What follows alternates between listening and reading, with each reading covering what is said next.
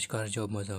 Job माझा अपडेटवर आपल्या सर्वांचं पुन्हा एकदा स्वागत आहे. विद्यार्थी मित्रांनो, आपल्या चॅनलवर आपण गव्हर्मेंट आणि प्रायव्हेट अशा सर्व प्रकारच्या जॉबचे अपडेट देत असतो.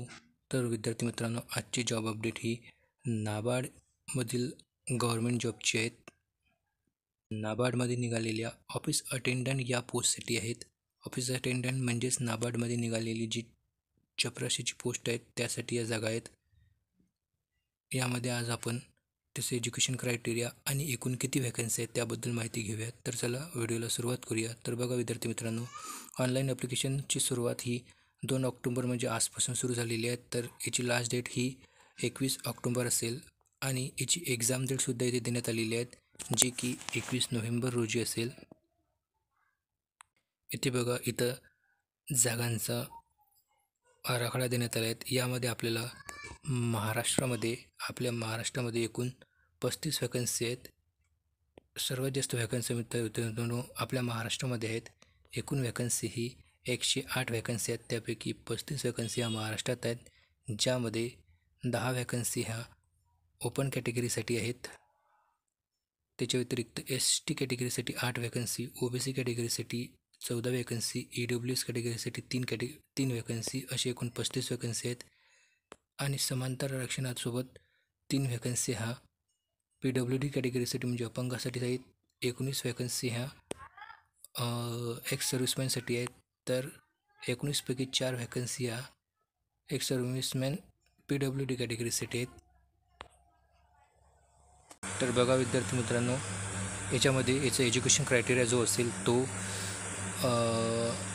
10वी पास असेल, म्हणजे SSC पास, आणि मिनिमम 10वी व मॅक्झिमम 12वी पासवालेच विद्यार्थी याला अप्लाय करू शकतात. येथे क्लिअरली मेन्शन आहेत की जे विद्यार्थी 1/10/2024 अंडर ग्रॅज्युएट असतील, म्हणजे ग्रॅज्युएशन करत असतील किंवा ज्यांचं ग्रॅज्युएशन कंप्लीट झालेलं असेल, ते याला अप्लाय करू शकणार नाहीत. त्याच्यामुळे 10वी आणि 12वीवाल्यांसाठीच हे फॉर्म आहेत, त्यांनीच हा फॉर्म भरावा. त्याच्या व्यतिरिक्त जे ग्रॅज्युएट करत आहेत किंवा ग्रॅज्युएट झाले आहेत ते अप्लाय करू शकणार नाहीत. इथे बघा, इथे एज क्रायटेरिया देण्यात आलेला आहेत. ओपन कॅटेगरीला 30 वर्षापर्यंत इथे अप्लाय करू शकतात आणि कॅटेगरीनुसार एज रिलॅक्सेशन इथे देण्यात आलेलं आहे. मित्रांनो, इथे सिलेक्शन प्रोसिजर देण्यात आलेली आहेत. इथे सिलेक्शन जे असेल ते यामध्ये एक ऑनलाईन टेस्ट होईल आणि त्याच्यानंतर एक LPT म्हणजे लँग्वेज प्रोफिशियन्सी टेस्ट होईल. यामध्ये ऑनलाईन टेस्टमध्ये इथे सिलेबस देण्यात आलेला आहे.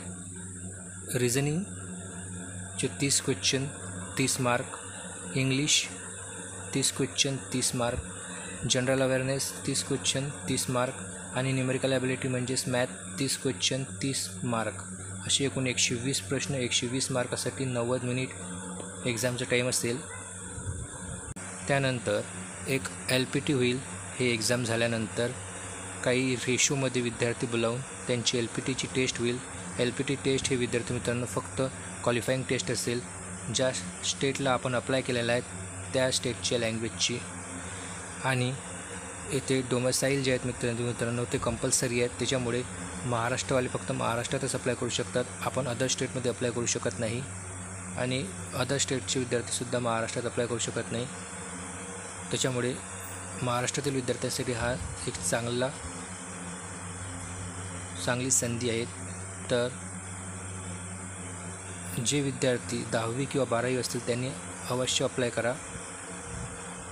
याची ॲप्लिकेशन फी जी आहेत विद्यार्थी मित्रांनो ही OBC आणि ओपन कॅटेगरीसाठी एकूण 500 रुपये आहेत.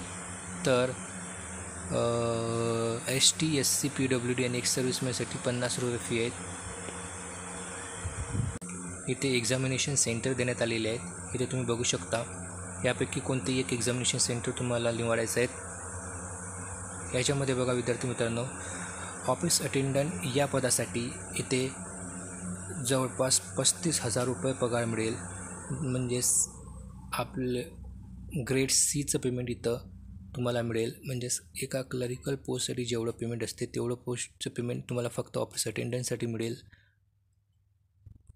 तर अधिक माहितीसाठी तुम्ही चॅनलला सबस्क्राईब करा आणि बेल आयकॉनवरती प्रेस करा, म्हणजेच नोटिफिकेशन तुम्हाला मिळून जाईल. धन्यवाद.